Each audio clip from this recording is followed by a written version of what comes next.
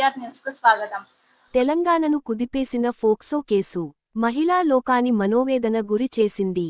Telangana home శాఖ మంత్రి రేవంత్ రెడ్డి, యావత్తు తెలంగాణ సమాజాన్ని కుదిపేసిన ఫోక్సో కేసు రేవంత్ రెడ్డి, బండి సంజయ్ చీకటి స్నేహం వల్లే బలహీనపడ్డది అని రాష్ట్ర బి.ఎస్. ప్రధాన కార్యదర్శి ఆర్.ఎస్. ప్రవీణ్ కుమార్ ఆరోపించారు.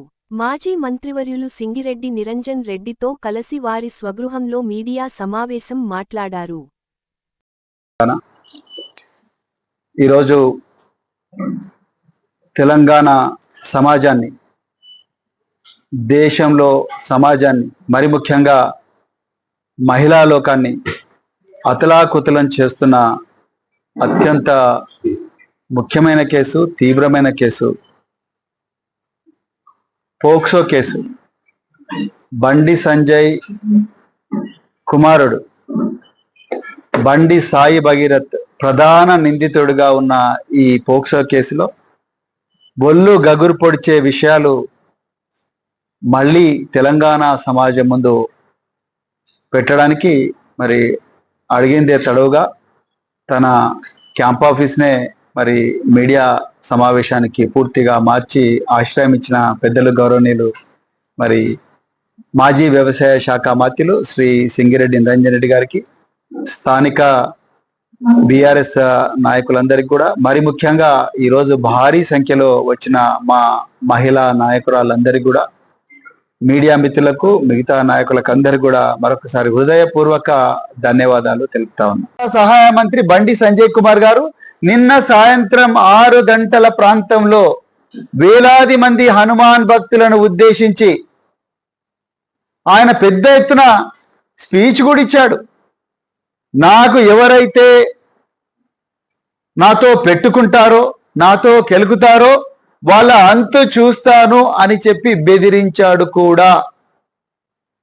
మీరు ఆ బండి సంజయ్ కుమార్ గారికి నోటీస్ ఇవ్వకుండా మీరు ఎవరికి ఇచ్చిండ్రు నోటీసు? డీజీపీ గారు బండి సంజయ్ అంటే ఆ బండి సాయి భగీరథ్ యొక్క మేనమామకు నోటీస్ ఇచ్చిండ్రు. అసలు నేను అడుగుతున్నాను ఈరోజు తెలంగాణ డీజీపీ గారిని, సైబరాబాద్ పోలీస్ కమిషనర్ గారిని, అదేవిధంగా అందరూ తెలంగాణ పోలీస్ అధికారులను, పోక్సో కేసులో ఒక అమ్మాయి మీద చెప్పలేనన్ని సార్లు అత్యాచారం చేసిన నిందితుడిని ఆయనకు నోటీస్ ఇవ్వాల్సిన అవసరం ఏముందండి? ఎక్కడ ఏ చట్టంలో రాసింది నిందితుడికి, నిందితుడి మామకు నోటీస్ ఇవ్వాలని రాసింది? ఈరోజు మీరు బండి సంజయ్ గారు, మన డీజీపీ గారు మీరు చెప్పాలి.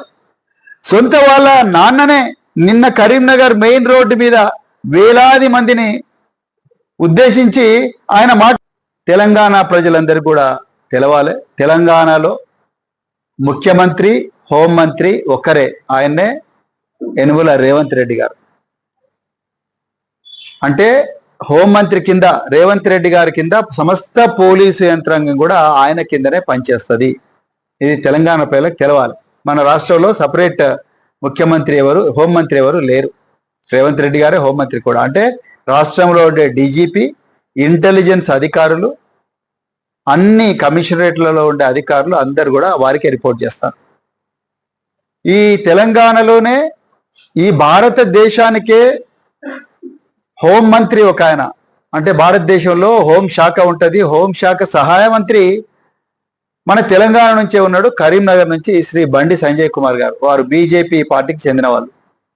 వారి కింద ఇంటెలిజెన్స్ బ్యూరో ఉంటుంది, లక్షలాది సాయుధ పోలీసు దళాలు ఉంటాయి.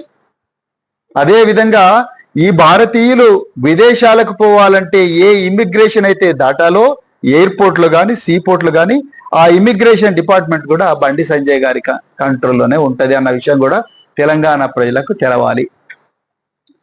ఇక పోతే గత 5 రోజుల నుంచి మీరు వార్తల్లో చూస్తూనే ఉన్నారు. తెలంగాణలో మరి ఈ పేట్ బషీరాబాద్, సైబరాబాద్ పోలీస్ కమిషనరేట్ పరిధిలో ఉన్న పేట్ బషీరాబాద్ పోలీస్ స్టేషన్లో 8వ తారీఖు నాడు సాయంత్రం 6 గంటలకు ఒక మైనర్ బాలిక తల్లి ఒక పెద్ద కంప్లైంట్ తీసుకొని 6 గంటలకు పేట్ బషీరాబాద్ పోలీస్ స్టేషన్ కు పోతుంది. ఆ కేసు ఈ రోజు వరకు కూడా నడుస్తూనే ఉంది.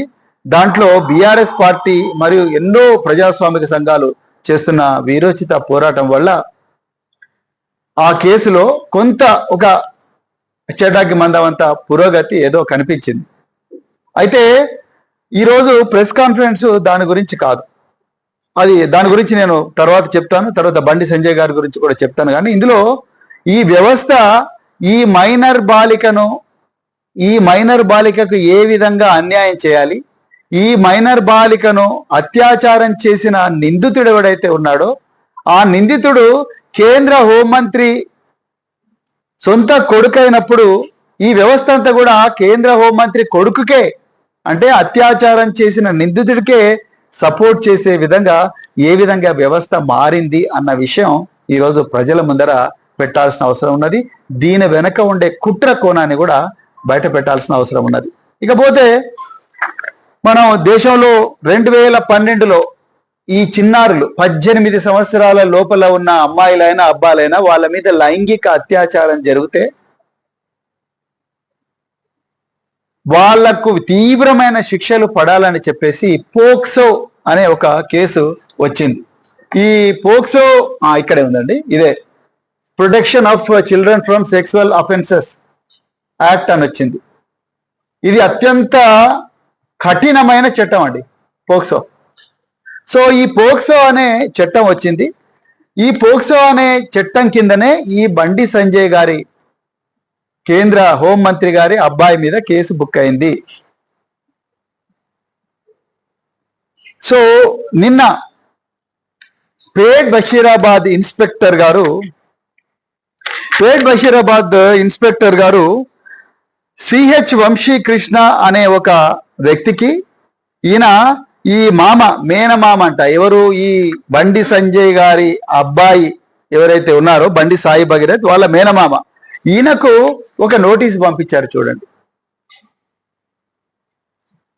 ఏమని నోటీస్ పంపించారు, మీరు ఈ విధంగా ఒక అమ్మాయి తల్లి కంప్లైంట్ మీద మా దగ్గర ఒక కేసు బుక్ అయింది, ఆ కేసులో సెక్షన్లు ఆల్టర్ చేయబడ్డవి, అంటే 11, 12 అనే సెక్షన్ కాకుండా 6, 5, 6 అనే సెక్షన్లు మరి పెట్టాము.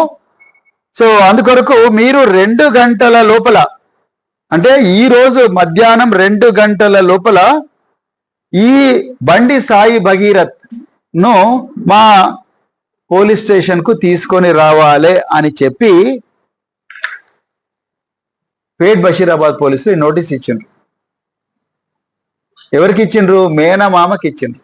నేను గౌరవ డీజీపీ గారిని అడుగుతున్నా, మీరు ఈ ప్రెస్ కాన్ఫరెన్స్ తర్వాత చూస్తారని అనుకుంటున్నా. డీజీపీ గారు, మీరు ఒక అమ్మాయిని, మైనర్ బాలికను అత్యంత క్రూరమైన రీతిలో ఉచ్చులో వేసుకొని ఆమె మీద చేయరాని నేరాలు, అత్యాచారాలని చేసి 5 రోజుల నుండి పరారీలో ఉన్న వ్యక్తి యొక్క తండ్రిని వదిలేసి మేనమామకి ఇచ్చిండ్రు.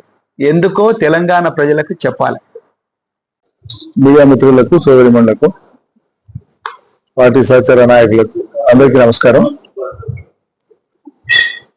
చాలా సుదీర్ఘంగా, అదేవిధంగా సాధారణంగా డాక్టర్ ప్రవీణ్ కుమార్ గారు కేసు విషయం ఎక్స్ప్లెయిన్ చేసినారు.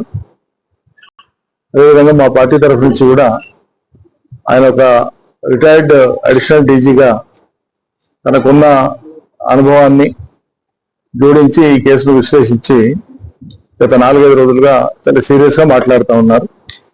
తెలంగాణ సమాజం కూడా క్లియర్ గా అబ్జర్వ్ చేస్తూ ఉంది. ఇందులో ఒకటి, చాలా ఘటనలు ఇటువంటివి జరుగుతున్నప్పుడల్లా భిన్నమైనటువంటి ఘటనలు, అవి ల్యాండ్ మాఫియా కావచ్చు, లేకపోతే శాండ్ మాఫియా కావచ్చు, లేకపోతే అధికారంలో ఉండేటువంటి వాళ్ళు యథేచ్ఛగా చేస్తున్నటువంటి కొన్ని దుర్మార్గమైన కార్యక్రమాలు కావచ్చు, వెలుగు చూస్తున్నప్పటికీ కూడా న్యాయపరమైనటువంటి చర్యలు వాటి మీద లేకపోగా అధికార వ్యవస్థ అంతా కూడా చట్టాలంటే ఉన్న వాళ్ళకి చుట్టాలు అనేటువంటి ఒక బలమైన నమ్మకాన్ని సమాజంలోకి పంపిస్తున్నారు. ఇది అంతిమంగా సమాజానికి బోలి చేస్తారు.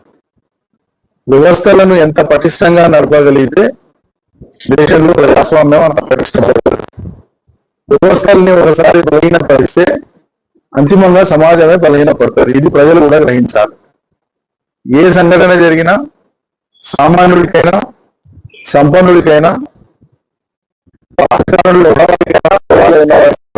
చట్టం ఒకటేలాగా పనిచేస్తుంది అనేటువంటి నమ్మకాన్ని కల్పించడం, విశ్వాసాన్ని కల్పించడం ఈ వ్యవస్థని లీడ్ చేసేటువంటి వాళ్ళ బాధ్యత.